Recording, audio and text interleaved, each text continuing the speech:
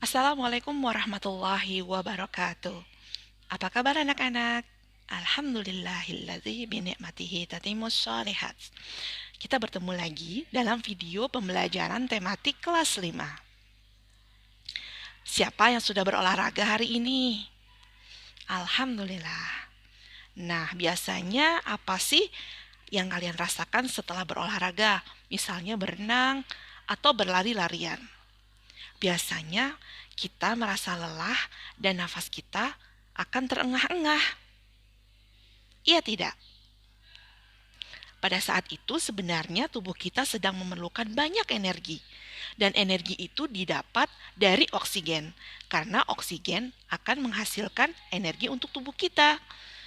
Maka ketika kita lelah, kita akan bernafas lebih cepat untuk mendapatkan oksigen lebih banyak.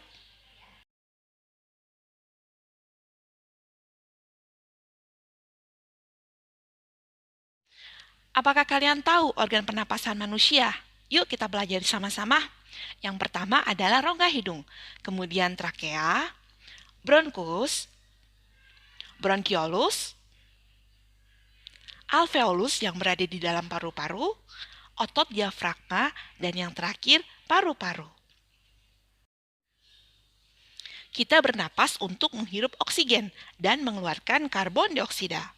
Alur pernapasan manusia yaitu udara masuk ke tubuh melalui hidung, menuju rongga hidung, dari situ ke trakea, bronkus, dan ke paru-paru. Di dalam hidung terjadi penyaringan debu dan kotoran, serta penyesuaian suhu udara yang dihirup. Dari hidung, udara menuju trakea yang merupakan penghubung antara hidung dan paru-paru. Udara kemudian menuju paru-paru. Paru-paru manusia terdiri dari paru-paru kanan dan paru-paru kiri.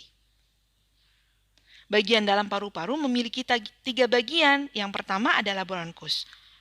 Bronkus adalah batang tenggorokan bercabang 2 yang menuju paru-paru kanan dan kiri. Setiap bronkus mengalami percabangan lagi yang disebut bronkiolus.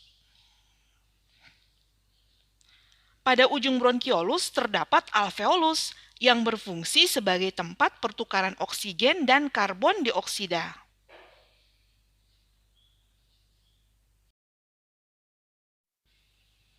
Ini adalah alveolus. Alveolus terdapat pada ujung-ujung bronkiolus.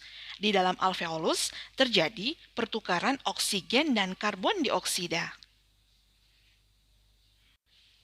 Manusia menghirup udara yang disebut dengan inspirasi dan menghembuskan udara yang disebut ekspirasi. Saat inspirasi, paru-paru kita mengembang, sedangkan saat ekspirasi, paru-paru menyusut. Proses inspirasi dan ekspirasi melibatkan kontraksi dan relaksasi otot-otot diafragma. Pada saat menghirup udara, diafragma berkontraksi, sedangkan pada saat menghembuskan udara, diafragma berrelaksasi. Gangguan pernapasan pada manusia. Yang pertama adalah tuberkulosis paru-paru. Merupakan penyakit infeksi paru-paru yang disebabkan bakteri. Gejalanya batuk berdahak disertai darah serta nyeri di bagian dada.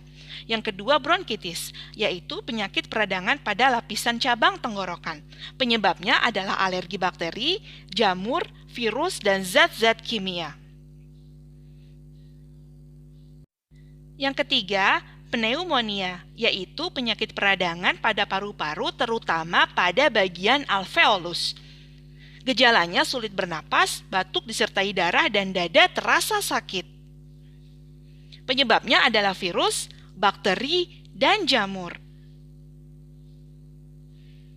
Yang keempat, influenza, yaitu penyakit menular melalui cairan yang keluar dari hidung atau mulut penderita. Yang kelima, COVID-19, yaitu penyakit yang disebabkan oleh virus corona. Penyakit ini juga bisa merusak paru-paru. Kita berdoa kepada Allah agar Allah segera mengangkat wabah ini. Asma. Asma merupakan gangguan pernapasan yang disebabkan oleh penyempitan saluran pernapasan. Gejala penyakit tersebut, dada terasa sesak, batuk, dan napas terasa berat. Pemicu asma yaitu udara tercemar, udara dingin, alergi, atau kelelahan. Subhanallah, Maha Suci Allah yang telah menciptakan alam semesta, manusia, binatang, tumbuhan, dan juga makhluk-makhluk kecil, seperti kuman, virus, bakteri, parasit, dan sebagainya. Kuman-kuman ini hanyalah perantara. Allah lah yang memerintahkan mereka untuk menyebabkan atau tidak menyebabkan suatu penyakit. Usaha kita sebagai manusia antara lain menjaga kebersihan tubuh dan lingkungan, misalnya mencuci tangan. Dan juga kita harus menjaga kesehatan tubuh kita dengan rajin berolahraga. Selain itu, kita juga harus menjaga makanan kita dengan makan makanan yang bergizi. Sayuran dan buah banyak mengandung serat. Serat yang ada di dalam sayuran dan buah akan menghambat pertumbuhan bakteri jahat dan akan meningkatkan imunitas tubuh kita. Oleh karena itu, kita harus rajin makan sayur dan buah. Demikian pembelajaran kali ini. Insya Allah kita akan bertemu lagi dalam video pembelajaran berikutnya.